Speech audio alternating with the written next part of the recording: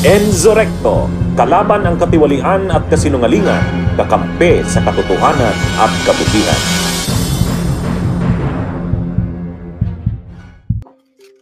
Diba, chocolate bar? Ang racket niyan, ng Team Alpotera, not only Grace. Chocolate, may laman yan, papalitan niya ng MJ.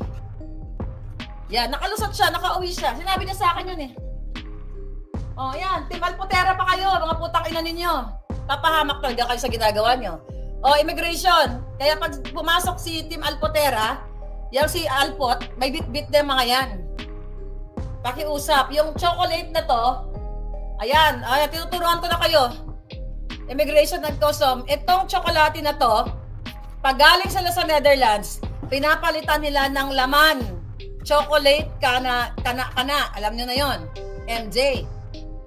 Bloodbath talaga gusto nyo, ha?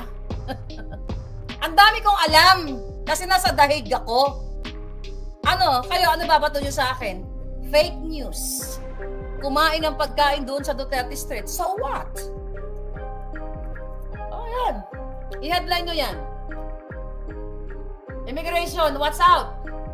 Lahat ng mga nanggagaling sa Netherlands na Team Alpotera, cannabis chocolate, binibit-bit nila dyan sa Pilipinas. Patang ina nyo, nananahimik ako. Gagawan nyo ako ng... hindi pala ako nananahimik. Gagawan nyo ako ng kwento. Ayan pare-pareho kayo. Immigration, alam nyo na, i-flag nyo na yan. Team Alpotera, you know who they are. Ang tsokolate, ayan, tinutuluan kayo mga jutang, na kayo sa Bureau of Customs at Immigration. Kasi pare-pareho lang kayo. Pag galing sila sa Netherlands, yung laman pinapalitan. Nakakalusot. Pwedeng mayroon silang kausap dyan sa... Diba?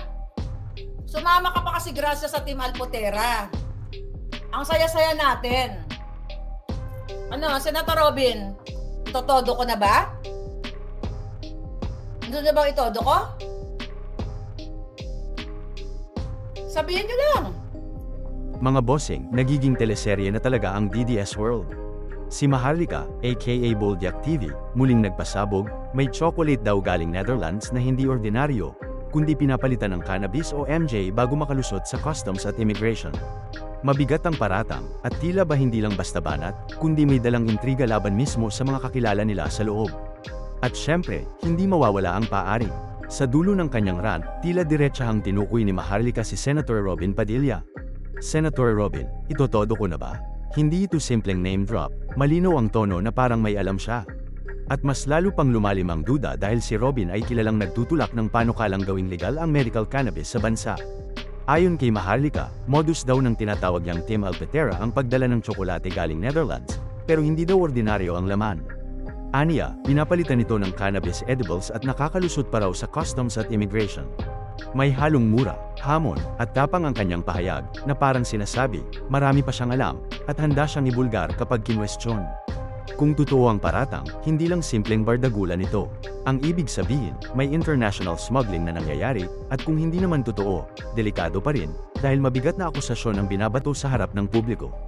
Ganito ang estilo ni Maharlika, isang rant na puno ng tapang, at sapat para magsimula ng sunog ng intriga sa social media. Habang mainit ang usapan, kumalat naman sa Facebook ang larawan ni Robin Padilla na may nakitang pakete sa mesa niya, may green leaf design, at nilagyan pa ng pulang bilog. Agad na naging tanong ng netizens, marijuana ba ito? Ang iba natatawa lang, ang iba seryosong nagdududa. Parang kumpletong timing para umayon sa paratang ni Maharlika. Sabi ng iba, verbinity lang daw yun, isang herbal na pamperelax. Pero gaya ng nakasanayan, sa social media kahit simpleng dahon sa design ng packaging, nagiging basehan ng conspiracy theory. At dahil nauna nang may pasabog si Maharlika tungkol sa cannabis chocolates, mas lalong hindi makaiwas si Robin sa mga haka-haka ng publiko. At heto pa ang dagdag panggatong, 2 beses nang bumiyahe si Robin Padilla papuntang The Hague para raw bisitahin si Digong sa ICC. Netherlands ang mismong bansa na tinukoy ni Maharlika na pinagmumula ng cannabis chocolates. Kaya kahit sabihin pang diplomatic o personal ang kanyang pagpunta, hindi maiiwasang may koneksyon sa isip ng netizens. Dagdag pa rito, hindi rin mawawala ang konteksto ng kanyang panukala na gawing legal ang medical cannabis sa Pilipinas. Kaya sa mata ng marami, parang kumpletong puzzle, may rant si Maharlika, may litrato sa mesa, may biyahe sa The Hague, at may panukala sa Senado. Kahit wala pang ebidensya, sapat na para maging trending teleserye na puno ng hinala at tanong. Kaya mga bossing, sa DDS teleserye, hindi lang tsokolate at herbal tea ang bida. May halong intriga, paaring, at koneksyon sa mas malalaking issue. At sa lahat ng ito, hindi natin pwedeng gawing bida si Robin. Pwedeng verbi na lang talaga ang nasa mesa niya. Walang masama sa herbal tea, lalo na kung pamper-relax lang. Pero sa social media, hindi sapat ang simpleng paliwanag. Kapag may dahon sa packaging, automatic marijuana conspiracy agad ang utak ng netizens. At dito, wala nang makakatakas, kahit pa sabihing tsaalang yan. At kung babalikan, 2 beses pa siyang bumiyahe sa The Hague. Netherlands mismo ang lugar kung saan legal ang cannabis, at doon din daw nanggagaling ang sinasabing cannabis chocolates. Coincidence ba ito, o convenient na timing para lalong pagtugmain ng publiko ang mga piraso ng chismis? Sa politika, kahit simpleng pagbisita, nagkakaroon ng malalim na kahulugan. Hindi rin nawawala sa eksena ang panukala niyang gawing legal ang medical cannabis dito sa Pilipinas. Kung tutuusin, valid naman ang usapin ng medical marijuana sa larangan ng health policy. Pero dahil nadadamay ito sa gitna ng intriga, imbes na makita bilang seryosong panukala, mas nagmumukha itong personal na interes. At syempre, mas lalong kumakapal ang hinala ng tao. Dagdagan pa ng ibang mga isyo gaya ng joint session meme sa Senado, at parang tuloy-tuloy ang pagsabit ng pangalan niya sa ganitong klaseng intriga. Kung baga sa teleserye, may karakter na kahit hindi bida, lagi pa ring nasa spotlight dahil sa kontrobersya. At sa panahon ngayon, minsan mas matunag pa ang pangalan ng kontrabida kaysa sa bida mismo. Kaya sa huli, bossing, malinaw, pwedeng tsaa, pwedeng tsokolate, pwedeng fake news lang, pero sa dami ng koneksyon, paaring, at kasaysayan. Hindi pwedeng basta iligtas si Robin sa usapang ito. Sa politika, perception is power. At habang may mga vloggers tulad ni Maharlika na patuloy nagbubulgar, asahan nyo, hindi matatapos ang kwento. Ang DDS teleserye, may next episode pa. Pakinggan din natin ang masasabi ni Attorney Enzo sa isyong ito. Mga kabunyog! itong mga sinasabi ni Maharlika, itong vlogger na DDS na nakabase sa Amerika, grabe ang patama kay Robin Padilla. Sabi ni Maharlika, wag na tayong maglukuhan.